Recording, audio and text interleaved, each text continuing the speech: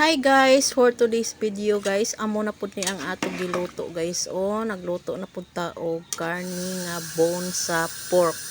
Mao ni ang atong giluto karon. So, naggi-pressure nako guys kay para dali siya mahumok guys. Ug mag-pressure gani ta guys pagka humana niya og bukal-bukal da atuan na siyang kuhaon, atuan na siyang pasungawon dason at dili sa nato na i-open og dili siya bugnaw kay delikado na ang pressure guys ug kuanan ta masabugan bitaw ta guys na mao na pag open nato basta bugnaw na lang ang iyang taklob ma-open na nato okay na siya safe na taana. So humok na kaayo atong karni guys no. Mao na siya guys basta pressure dali ra gyud siya kaayo guys mga minutes ra. So dason atuan na siyang ilunod ang atong ng kuan patatas ang katunang mga gulay guys nga gihatag ni Ma'am Sara.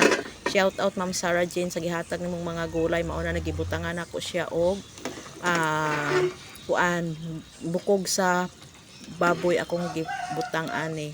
Ang katupad di ay ning kuan ni Lilay sa kuan og gibarter sa manok. Ang akong manok ug ang nagpaihaw sila Lilay og manok, akong gibarter ang baboy na apa ko'y nabilin sa ref.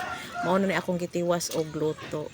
So ang panghatag ni Ma'am Sara nga mga broccoli, mga pitsay, katong mga beans, bagyo beans, maura ni atong gisagol. Wala na ko kapalit ani og gulay guys. Maura ni akong gisagol ug wala na po ko kapalit og pork. Naka-save ko rong adlawa guys.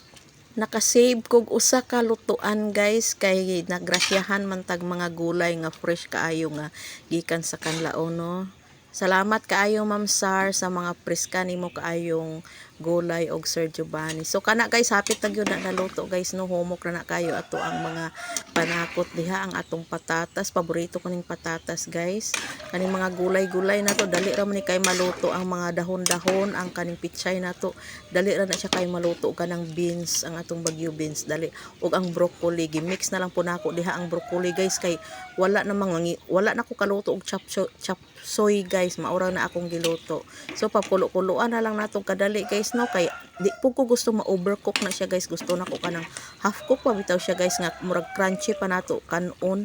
Mao na gusto na ko guys sa akong magluto ko guys kanang mga dahon-dahon kanang gusto na ko haunon na ko siya nga green pa siya. Dili ko gusto ana guys nga kanabang murag nalata na siya guys. So mangaon na ta guys, naara na guys mukaon na ta guys, lami kaayo guys kiparisan dai ko na siya pinakas diha guys kay medyo paparat ba guys lamian man ko parisan nato bisag naa natay sudan naa pagid tay pinakas pagid nga anang isda bitaw guys atong giparis ana. So healthy gid kaayo guys no kay fresh gid ni siya kaayo ang atong kuan ron atong gulay kaayo. So anaro nato ang atong mga bata guys basta unsay atong gikaon ba guys mao punay kanon sa atong mga anak guys. Mauna nga kitang mga inahan ato agid silang patilaw-tilawon og mga gulay mintras gagmay pa sila kay maanad na sila nga pagkadagko na mga po na gulay ug unsay nakita nila unsay atong gikaon mao po na ilang kanon. So mauna siya guys no. Daghang salamat sa inyong support guys sa mga akong mga followers o mga non-followers sa tanan akong supporters. Daghang kayo yung salamat sa mga akong mga star senders. Daghang kayong salamat ninyo guys. Thank you very much guys sa walang sawang panonood sa akong mga video guys. Nagbisaya na ko guys og nagtinagalo guys no kay naamang gud pud usahay guys mo request guys nga di sila kasabot basta akong silultian. Unya kay kanang kuan mo ko kaayo magsulti dire og bisa kanang Tagalog guys ba di ko kaayo ka mao na nga murag komportable kita kay sa ato aging lengguwahe nga Bisaya guys. So usahay makatinagalog ko pero kuan kaayo ba kanang sawa kaayo ba kay wa ta naanad bag tinagalog. So magtinagalog lang ta usahay ginagmay ana pero laban gid Bisaya akong inistoryahan guys. So daghang kay salamat sa inyong tanan sa suporta ninyo guys.